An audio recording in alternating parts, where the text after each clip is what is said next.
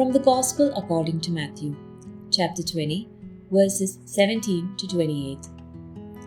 As Jesus was going up to Jerusalem, he took the 12 disciples aside by themselves and said to them on the way, "Behold, we are going up to Jerusalem, and the Son of Man will be handed over to the chief priests and the scribes, and they will condemn him to death and hand him over to the Gentiles, to be mocked and scourged and crucified. And he will be raised on the third day."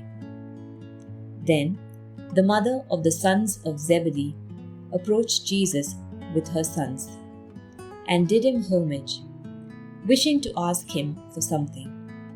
He said to her, "What do you wish?" She answered him, "Command that these 2 sons of mine sit, one at your right and the other at your left, in your kingdom." Jesus said in reply, "You do not know what you are asking. Can you drink the chalice that I am going to drink?" They said to him, "We can." He replied, "My chalice you will indeed drink, but to sit at my right and at my left, this is not mine to give, but is for those for whom it has been prepared by my Father." When the 10 heard this, they became indignant at the 2 brothers. But Jesus summoned them and said, "You know that the rulers of the Gentiles lord it over them, and the great ones make their authority over them felt. But it shall not be so among you. Rather, whoever wishes to be great among you shall be your servant. Whoever wishes to be first among you shall be your slave. Just so the Son of Man did not come to be served, but to serve, and to give his life as a ransom for many."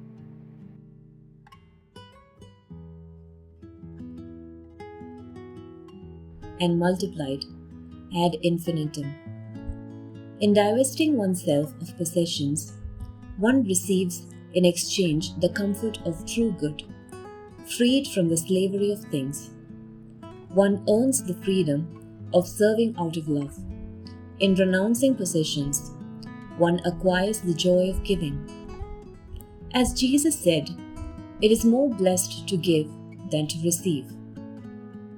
Only by accepting with humble gratitude the love of the Lord do we free ourselves from the seduction of idols and the blindness of our illusions.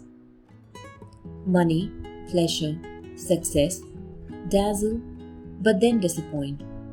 They promise life but procure death. The Lord asks us to detach ourselves from these false riches in order to enter into true life, the full, authentic, luminous life. May the Virgin Mary help us to open our heart to Jesus' love, to Jesus' gaze, the only one who can satiate our thirst for happiness.